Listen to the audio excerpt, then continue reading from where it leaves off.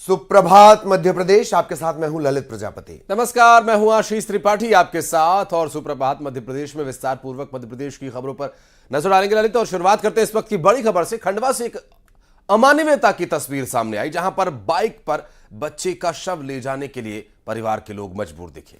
दरअसल इन्हें जिला अस्पताल से शव वाहन नहीं मिल रहा था, तो निजी एम्बुलेंस वाले ज्यादा रुपए मांग रहे थे।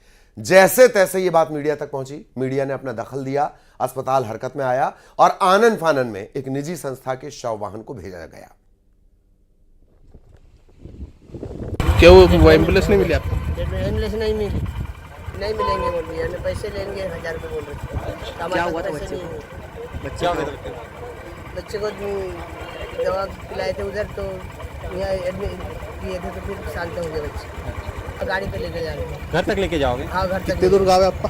अब ये क्या करें? यहाँ से 40-45 किलोमीटर गाँव। 40-45 किलोमीटर। आज अभी हम लोग उसका पोस्टमार्टम करवाए हमारे पास का लेकिन हमारे पास अभी पैसे भी नहीं है।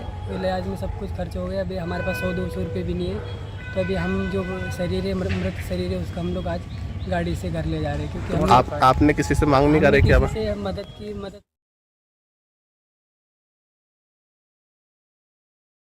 खंडवा की ये तस्वीरें हैं। निजी संस्था का शव वाहन मुहैया करवाना पड़ा।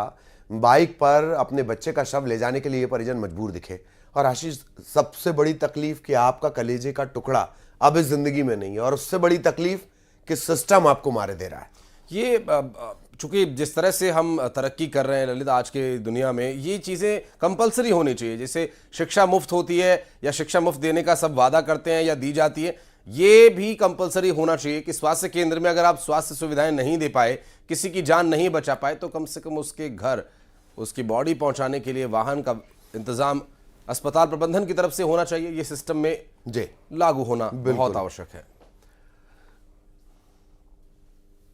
इधर सीहोर के बुधनी में स्वास्थ्य विभाग की बड़ी लापरवाही सामने आई। सरकारी स्वास्थ्य केंद्रों में निःशुल्क बांटे जाने वाली दवाइयों का जखीरा कचरे के ढेर में सड़क किनारे मिला है। हालांकि इसमें कई दवाइयां एक्सपायरी डेट की पाई गई हैं, लेकिन यह सरकार के निर्देशों का सीधा सीधा उल्लंघन है, क्योंकि खुले में दवाइयों को इस तरह से डिस्पोज करना या फेंकना बिल्कुल निदेश है और माफ कीजिएगा निषेध है। और उधर बुधनी में सकलनपुर रोड किनारे तालपुरा के पास मुख्य मार्ग के किनारे मेडिकल का कचरा भी फेंका जा रहा है, जबकि इसे डिस्पोज करने का एक तरीका है, एक सिस्टम है। और इससे इस तरह जब दवाइयां या मेडिकल का कचरा फेंका जाता है तो ये खतरनाक हो सकता है। दरअसल इस पूरे मामले की जानकारी मिलने के बाद बीएमओ का भी यह कहना है कि जांच की जाएगी, कार्रवाई की जाएगी।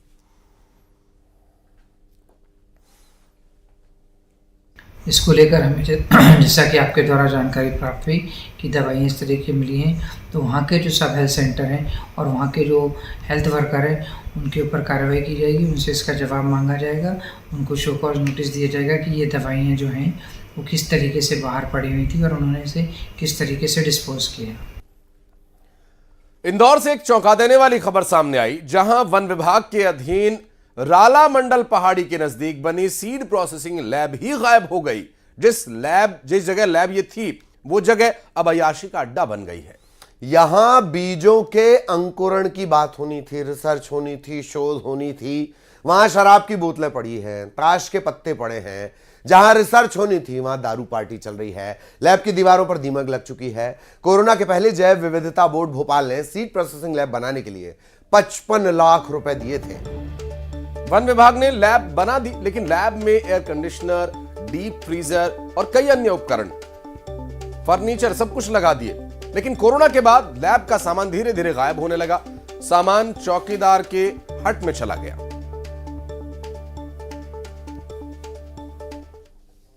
इंदौर के वन विभाग में एक अनोखा कारनामा हुआ। लाखों रुपए से बनी सीड प्रोसेसिंग लैब ही गायब हो गई। जिस जगह पर लैब थी वहां ना तो रेफ्रिजरेटर है, ना एसी है, ना लैब के उपकरण है। आइए अब हम आपको दिखाते हैं कि यहां क्या हालत है। जिस जगह को आप देख रहे हैं मेरे साथ, यहां दीमक का ढेर लगा हुआ है। दीवारों से लेकर जमीन तक दीमक लगी है। देखने में यह कोई कबाड़ खाना या कोई ऐसी जगह नजर आती है जिसका कभी कहीं उपयोग ना हुआ हो, लेकिन वास्तविकता में यह सीड प्रोसेसिंग लैब थी। राला मंडल परिसर में सीड प्रोसेसिंग लैब जैव विविधता बोर्ड के पैसों से बनी थी। लेब बनने के बाद यहां पे सीड प्रोसेसिंग का काम तो नहीं हुआ, अय्याशी का अड्डा जरूर बन गया। यहां पर शराबखोरी और जुआखोरी होने लगी और धीरे धीरे धीरे धीरे लेब का अस्तित्व ही खत्म हो गया। आपने सुना होगा कि दीमक जो है चट कर जाती है किसी भी चीज को। यहां व्यवस्थाओं में ही दीमक लगी है, यहां के प्रशासनिक चीजों में दीमक लगी है और दीमक ऐसी लगी है कि वो लाखों रुपए के उपकरण ही खा गई।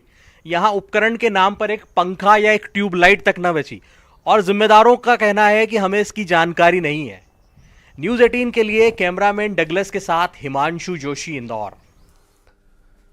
इधर जबलपुर में एमपीईबी के इंजीनियर्स 8 सूत्रीय मांगों को लेकर प्रदर्शन कर रहे हैं। एमपीईबी शक्ति भवन के सामने टेंट लगाकर यह प्रदर्शन चल रहा है। कर्मचारियों ने सुंदरकांड, हनुमान चालीसा का पाठ किया और दरअसल शासन से ये अपनी मांगों को पूरा किए जाने की अपील कर रहे हैं। प्रदर्शन का ये तरीका अपनाएं कि वहां पर बैठकर भजन कीर्तन, पूजा पाठ, हनुमान चालीसा पढ़ रहे हैं और शक्ति भवन के सामने ये धरना प्रदर्शन चल रहा है। कर्मचारियों का उनकी मांग है और अपनी मांगों को लेकर प्रशासन से गुहार लगा रहे हैं कि उनकी मांगों को पूरा किया जाए। प्रदर्शन के दौरान सुंदरकांड का पाठ हो रहा है, हनुमान चालीसा का पाठ हो रहा है। कर्मचारी अपनी मांगों को लेकर शासन से अपील कर रहे हैं कि उनकी मांगों को न सिर्फ सुना जाए बल्कि उन्हें पूरा किया जाए। इंजीनियर्स ने 8 सूत्रीय मांगों को लेकर प्रदर्शन शुरू कर दिया। जबलपुर से सामने आई तस्वीरें प्रदर्शन की आप देख रहे, कर्मचारियों का हल्ला बोल लगातार जारी है कि जब तक हमारी मांगें पूरी नहीं हो जाती हैं हम इस आंदोलन को खत्म नहीं करेंगे। इस तारतम्य में पहला कार्यक्रम आज हमारा गांधीवादी तरीके से रखा गया है। 2 अक्टूबर को हनुमान चालीसा के सुंदरकांड के पाठ करके हम प्रशासन को सचेत करना चाहते हैं कि आपकी सरकार जो पिछले चार सत्रों से यहाँ पर है वो बिजली कर्मियों की बदौलत ही चल रही है यहाँ पे। और भोपाल वासियों के लिए खुशखबरी, आज भोपाल मेट्रो का ट्रायल रन होगा। मुख्यमंत्री शिवराज सिंह चौहान इसे हरी झंडी दिखाएंगे। सुभाष नगर से रानी कमलापति मेट्रो स्टेशन तक ये ट्रेन चलेगी। दरअसल ये जो बड़ी खबर है ये एक खुशखबरी, और इस खुशखबरी में ये ट्रायल रन जो है आज से शुरू होगा। तो आगे आने वाले समय में बहुत कम समय ललित रह जाएगा जब भोपाल वासियों को मेट्रो की सौगात मिलेगी, क्योंकि ट्रायल रन आज से शुरू हो रहा है। तो वाकई ये किसी सपने के सच होने जैसा है। आज मेट्रो का ट्रायल रन होगा। मुख्यमंत्री शिवराज सिंह चौहान इसे हरी झंडी दिखाएंगे। सुभाष नगर से रानी कमलापति के बीच ये ट्रायल रन होना है।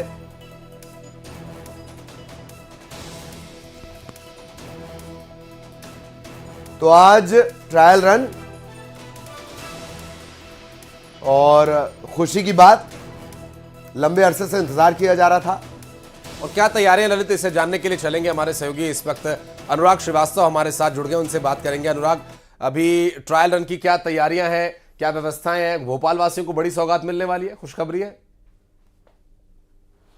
बिल्कुल, देखिए आज का दिन भोपाल के लोगों के लिए खास रहने वाला है, क्योंकि जिस मेट्रो को ट्रैक पर दौड़ते हुए इंतजार जो लोग कर रहे थे वो इंतजार की घड़ियां खत्म होने को हैं। आज 11 बजे मुख्यमंत्री शिवराज सिंह चौहान मेट्रो को हरी झंडी दिखाकर रवाना करेंगे। हालांकि शुरुआत जो ट्रायल रन किया जा रहा है वो रानी कमलापति स्टेशन तक होगा, यानी कि सुभाष नगर से लेकर रानी कमलापति स्टेशन तक ये ट्रेन चलाएगी। बीच में 2-3 स्टेशन पड़ेंगे, वहां पर गाड़ी रुकेगी नहीं। लेकिन इंतजाम की हम बात करें तो रानी कमलापति स्टेशन से लेकर सुभाष नगर जो कि मेट्रो डिपो है उसको दुल्हन की तरह सजाया गया है, रेड कारपेट बिछाया गया है। और सबसे खास बात है कि एक कोच में 50 लोगों के बैठने की क्षमता रखी गई है और 300 लोग कोच में खड़े हो सकेंगे। तो कुल मिलाकर जो मेट्रो है, जो लंबे समय से इंतजार किया जा रहा था, मुख्यमंत्री शिवराज सिंह चौहान उसे आज हरी झंडी दिखाकर रवाना करेंगे और एक बड़ी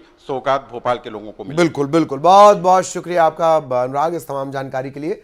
तो सहयोगी अनुराग खुशियों के बारे में विस्तार से जानकारी दे रहे थे। और अब बात महासंग्राम की।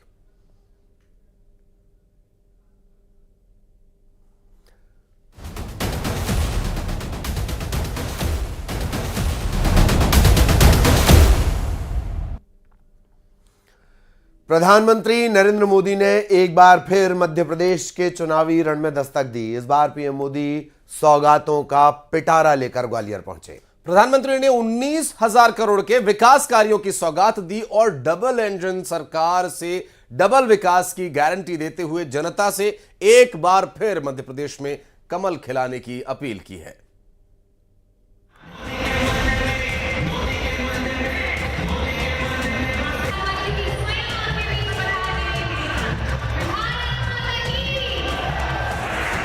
मोदी के मन में बसे एमपी और एमपी के मन में बसे मोदी। इन सुरों के बीच प्रधानमंत्री ने ग्वालियर के मेला ग्राउंड में एंट्री ली।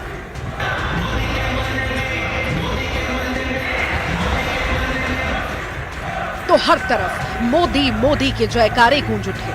फूलों से सजी खुली गाड़ी में सवार होकर पीएम मोदी लोगों का अभिवादन स्वीकार करते हुए मंच की तरफ बढ़ते जा रहे होते हैं और नमो नमो का शोर तेज होता जा रहा था। भव्य स्वागत के बीच पीएम मोदी मंच पर पहुंचे। हाथ हिलाकर सभा में मौजूद लोगों के जोश को और बढ़ाया। फिर सीएम शिवराज सिंह के हाथों सम्मान स्वीकार और खोल दिया ग्वालियर समेत कई जिलों के लिए सौगातों का पिटारा।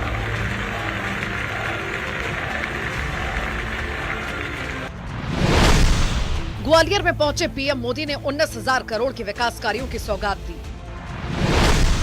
पीएम ने 1880 करोड़ से ज्यादा की लागत से 5 रोड प्रोजेक्ट का भूमि पूजन किया। एमपी से गुजरने वाले दिल्ली वडोदरा एक्सप्रेसवे का लोकार्पण किया। पीएम ने 2 लाख से ज्यादा परिवारों का पीएम आवास में गृह प्रवेश कराया। साथ ही पीएम आवास के तहत बने 1296 घरों का लोकार्पण भी किया। पीएम ने 1530 करोड़ के जल जीवन प्रोजेक्ट का भूमि पूजन किया। इस प्रोजेक्ट से श्योपुर के 720 गांवों को पीने का पानी मुहैया हो सकेगा। इसके अलावा पीएम मोदी ने आईआईटी इंदौर के एकेडमिक ब्लॉक का लोकार्पण किया। साथ ही इंदौर में मल्टी मॉडल लॉजिस्टिक पार्क की नींव भी पीएम मोदी ने रखी। पीएम ने उज्जैन की इंटीग्रेटेड इंडस्ट्रियल टाउनशिप का भूमि पूजन किया। ग्वालियर से सुमावली तक चलने वाली मेमू ट्रेन को हरी झंडी दिखाई और ग्वालियर में अटल बिहारी वाजपेयी दिव्यांग खेल प्रशिक्षण केंद्र की भी सौगात दी। आप कल्पना कर सकते हैं, एक साल में कोई सरकार जितने लोकार्पण और शिलान्यास का काम नहीं कर सकती, आज एक दिन में हमारी सरकार कर सकती है और लोग ताली बजाते थक जाते हैं। इतने काम करने का सामर्थ्य रखते हैं। पीएम मोदी ने डबल इंजन की सरकार को डबल विकास की गारंटी बताते हुए मध्य प्रदेश को देश के टॉप 3 राज्यों में लाने के अपने संकल्प का भी जिक्र किया और लोगों से जिम्मेदार नागरिक की भूमिका निभाते हुए एमपी के विकास के लिए वोट की अपील की। जब दिल्ली और भोपाल दोनों जगह समान सोच वाली जनता जनार्दन को समर्पित सरकार होती है, तब ऐसे काम और तेज गति से होते हैं। आज मध्य प्रदेश का भरोसा डबल इंजन सरकार पर है। डबल इंजन यानी एमपी का डबल विकास। बीते वर्षों में हमारी सरकार मध्य प्रदेश को बीमारू राज्य से देश के टॉप 10 राज्यों में ले आई है। यहां से अब हमारा लक्ष्य मध्य प्रदेश को देश के टॉप 3 राज्यों में ले जाने का है। आपका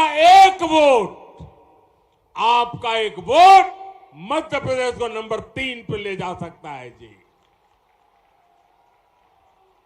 डबल इंजन को दिया आपका हर वोट एमपी को टॉप 3 में पहुंचाएगा। डबल इंजन से डबल विकास, एमपी को टॉप 3 राज्यों में लाएंगे। प्रधानमंत्री का यह 8 दिन के अंदर दूसरा मध्य प्रदेश का दौरा है और पिछले 6 महीने में वो 8वीं बार एमपी आए हैं। पिछली बार पीएम मोदी 25 सितंबर को भोपाल पहुंचे थे, जहां वो जम्बूरी मैदान में बीजेपी के कार्यकर्ता महाकुंभ में शामिल हुए थे। Bureau report, news 18। और एमपी विधानसभा चुनाव में कांग्रेस उम्मीदवारों का नाम तय करने के लिए पार्टी की स्क्रीनिंग कमेटी की आज बड़ी बैठक होगी। दिल्ली के कांग्रेस वॉर रूम में यह बैठक दोपहर को होनी है। दोपहर से पहले ही शुरू हो जाएगी। बैठक में एमपी स्क्रीनिंग कमेटी के प्रमुख जितेंद्र सिंह, सदस्य अजय कुमार लल्लू के साथ साथ कांग्रेस अध्यक्ष कमलनाथ, पूर्व मुख्यमंत्री दिग्विजय सिंह, अरुण यादव, कांतिलाल भूरिया, प्रभारी रणदीप सुरजेवाला और कांग्रेस के तमाम वरिष्ठ नेता मौजूद रहेंगे। दरअसल सूत्रों के हवाले से जो जानकारी मिल रही है ललित, उसमें बताया जा रहा है कि पहले 2 बैठकों में करीब 100 सीटों पर सहमति बना ली गई थी। बची हुई सीटों के और इसके अलावा बीजेपी केंद्रीय मंत्रियों और सांसदों को लेकर भी कांग्रेस क्या रणनीति बनाएगी, ये तय होना है। स्क्रीनिंग कमेटी में नाम तय होने के बाद कांग्रेस की केंद्रीय चुनाव समिति उम्मीदवारों की सूची पर मुहर लगाती है। ये उनका अपना तरीका है। जैसे भारतीय जनता पार्टी सरप्राइज देने में माहिर है, ऐसे ही कुछ रणनीति अब उसके खिलाफ किस तरह से कांग्रेस की रहेगी, देखना होगा।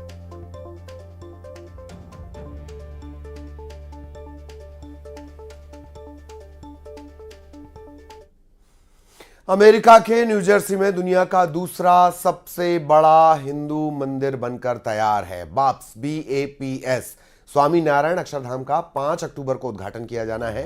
यह भव्य मंदिर 19वीं सदी के हिंदू आध्यात्मिक नेता भगवान स्वामी नारायण को समर्पित है।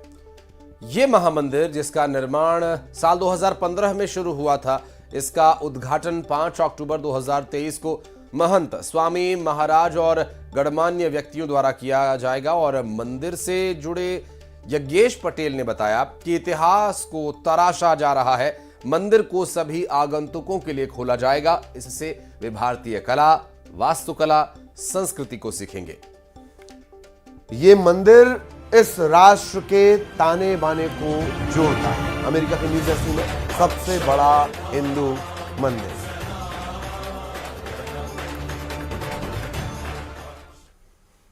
और इसी के साथ इस बुलेटिन में इतना ही। खबरों का सिलसिला आगे भी जारी रहेगा।